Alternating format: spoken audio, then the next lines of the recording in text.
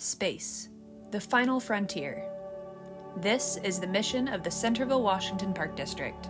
Deliver fun, healthy, and outstanding park experiences that connect the community with the outdoors. And to boldly educate you about space. That's right, this week's pop-up ology topic is actually astronomy.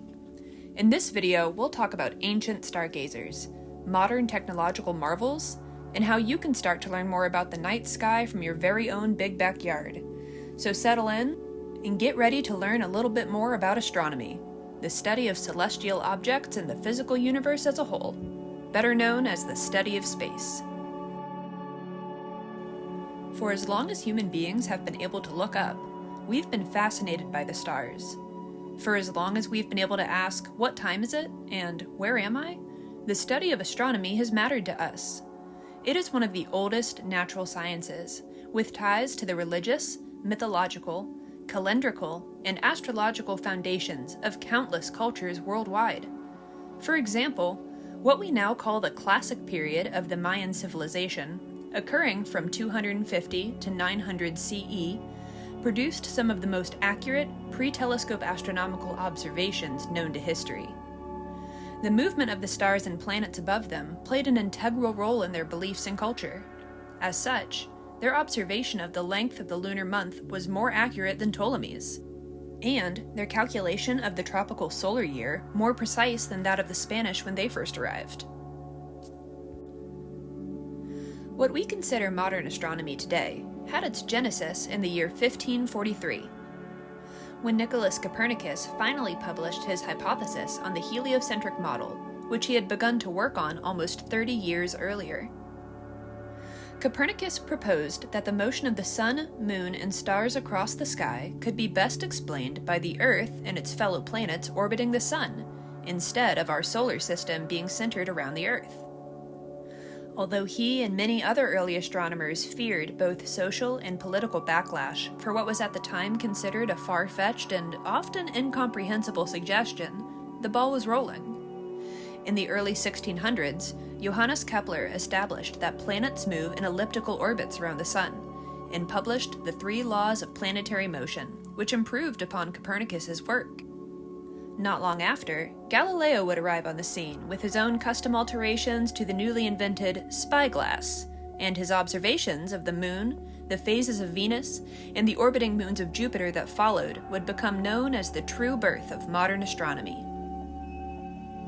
Today, astronomers have access to technology our earliest stargazers couldn't even begin to imagine, and they use these tools to collect observations and data, trying to learn more about the composition and physics of the universe that surrounds us.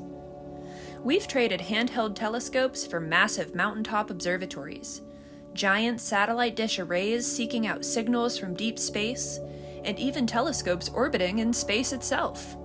See, down here on Earth, we've got this cozy atmospheric blanket to keep us warm and safe and breathing. It's pretty handy, but one thing it's not great for is getting a glimpse of outer space. Whether it's clouds or just atmospheric particles getting in the way, astronomers get the clearest data when they leave the atmosphere behind entirely.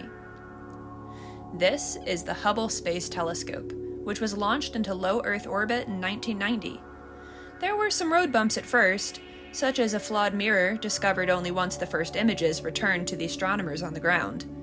Even though the Hubble telescope was still able to complete several projects despite the malfunction, it would be 3 years before the first service mission arrived to correct it. And boy howdy, aren't we glad they did. This is the Hubble Deep Field Image. This image was obtained by pointing the Hubble telescope at a small, dark splotch of night sky, about the size of the moon, near the Big Dipper. The telescope was left absorbing as much light as it could for 10 days straight, and when the image was finally processed, this is what we saw. Almost every speck of light seen here is a whole galaxy, over 3,000 pictured, each one of them containing as many as 100 billion stars, and astronomers are learning about more every single day. Even if you don't have a high-powered telescope orbiting above your backyard, you can still learn about and appreciate the night sky too. The best place to start is by learning about the constellations, the names and configurations we've given the stars most easily seen by the naked eye. One of the easiest to learn is the Big and Little Dipper, also known as Ursa Major and Ursa Minor. The little cub follows its mother across the sky, and many travelers have chased after the Little Dipper too. Its tail is made up by the star Polaris, better known as the North Star. In the colder months of the year, the northern hemisphere gets a good look at the hunter, Orion. This constellation is most easily identified by his belt, 3 bright stars sitting close together in a line, and learning his story helps us remember other nearby constellations too. Behind him runs Canis Major, his faithful hunting dog. The star Sirius shines out on his collar so that Orion can always find him again. Beyond his outstretched bow is the star Aldebaran, the red eye of the bull constellation Taurus. Below his feet, we see the fainter constellation Lepus, the rabbit, hiding in its burrow. In some stories, Orion hunts the rabbit, in some stories he fights the bull, and in some stories he chases after the Pleiades, 7 daughters of Zeus that the Greek god transformed into doves. There are too many constellations to talk about them all. Too many stars to name, too many planets to wonder about. Space is vast and mysterious, and filled with questions old and new alike.